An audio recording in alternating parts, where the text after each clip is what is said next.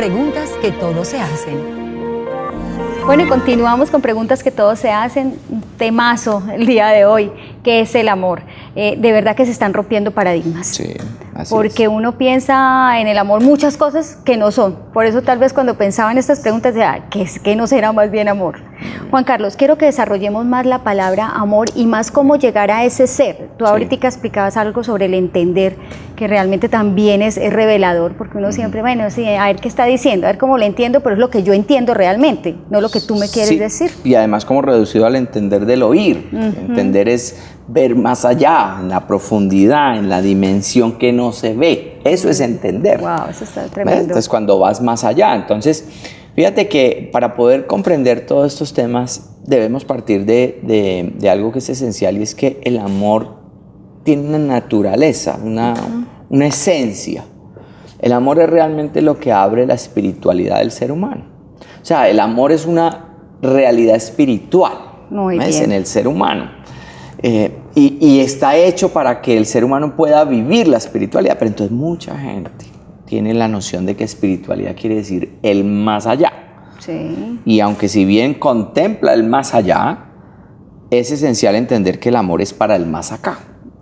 Sí, eso es muy importante, ese juego de palabras, porque es que si yo empiezo a amarlo de por allá y a tratar de entenderlo de por allá, pero no entiendo a los que están a mi alrededor, estoy en una jugada muy peligrosa, que se llama escapismo. O sea, estoy escapado de mi realidad inmediata, que son los seres humanos.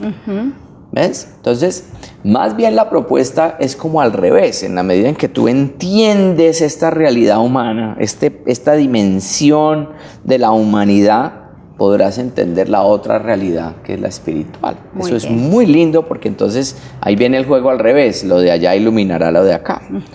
Entonces debemos partir por entender que esa realidad es fundamental.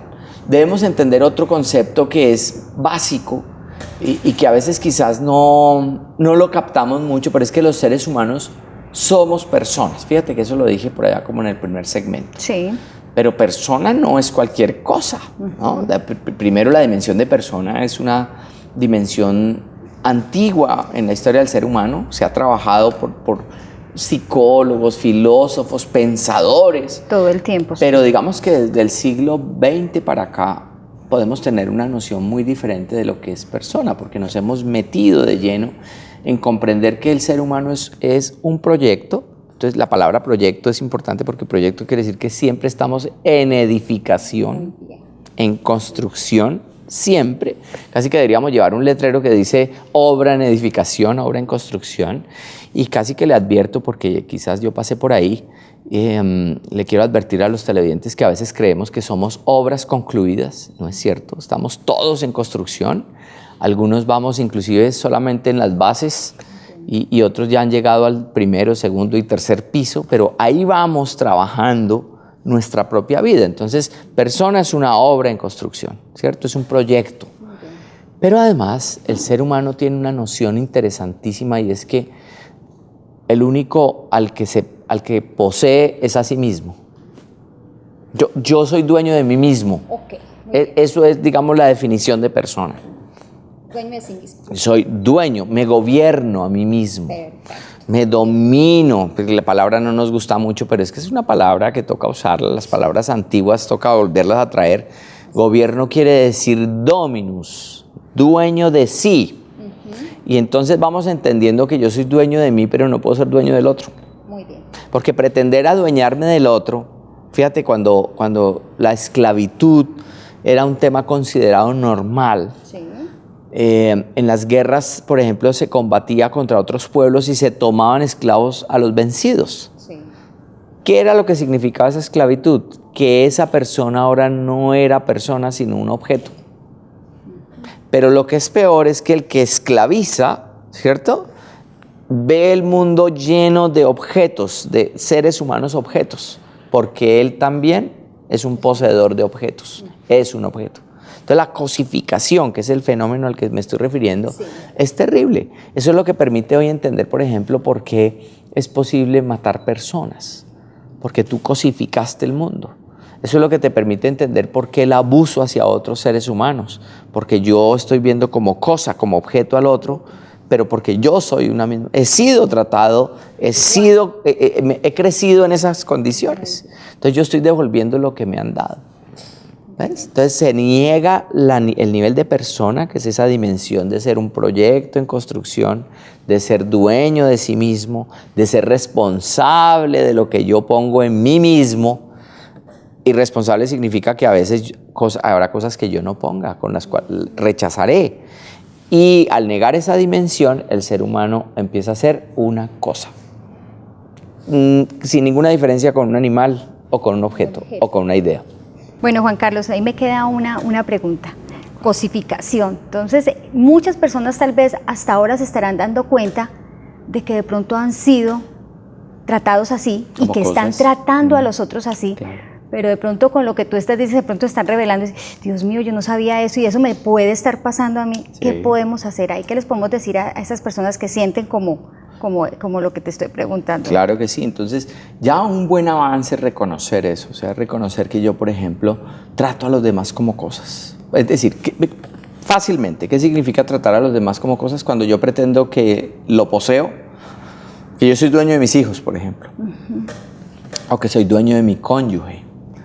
O que soy dueño de mi jefe o de mis empleados, ¿cierto? Entonces, eso es cosificar, eso es volver cosa a la persona, porque la persona no puede tener dueños, ¿cierto? Por más que juguemos y que en los poemas nos digan que sí, que es lindo ser dueño de ti, dueño de mí, dueño de nada, por ahí, no es eso. O sea, el ser humano es dueño solamente de sí mismo, para que sea responsable realmente. Muy bien. ¿Ves? Entonces, yo tengo que, un buen avance es entender que yo tengo ese problema y que viene de una situación de crianza quizás equívoca o de decepciones amorosas muy fuertes donde no he podido percibir la dimensión real del amor y eso me ha cerrado. Entonces ahí empezamos a entender, por ejemplo, que hay unas derivaciones del amor, unas manifestaciones del amor muy lindas, como el perdón, por ejemplo.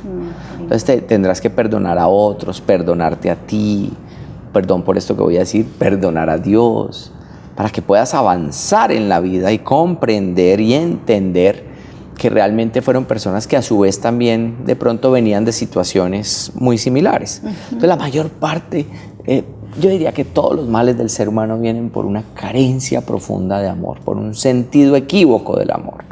Porque es que mira lo absurdo, a veces hasta hablamos de hacer el amor no se puede hacer. Sí, porque el amor tiene una dimensión espiritual que es la de afirmación del otro. Entonces, ¿el sexo qué es? La sexualidad es una relación de comunicación del ser humano, pero no tiene nada que ver con el asunto de hacer el amor, como lo decimos por ahí. Cuando decimos hacer el amor es como hacer el sexo y no nos diferenciaría en nada de un animal en celo con otro, ¿ves?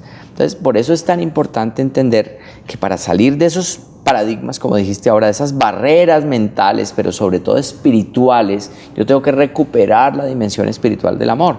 Yo tengo que empezar por comprender que tengo que profundizar en mí, que yo soy una realidad, una persona, y que soy una realidad llena de deseo de afirmación, de identidad. Tengo que gozarme quién soy yo, para poder entonces empezar a ver a los otros como personas yo es que van por ahí con una necesidad absolutamente grande de ser afirmados, de ser amados.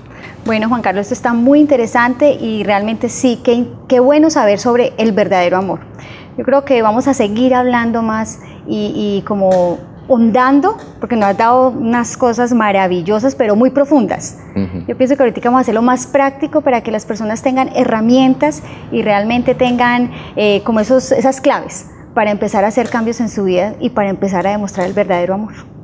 ¿Te parece que lo hagamos ahora en nuestro próximo? Sí. En el próximo segmento lo haremos así. Y ustedes no se lo pueden perder si quieren empezar a cambiar su vida, llenarla de amor, y los esperamos para terminar este gran tema sobre el amor. Preguntas que todos se hacen.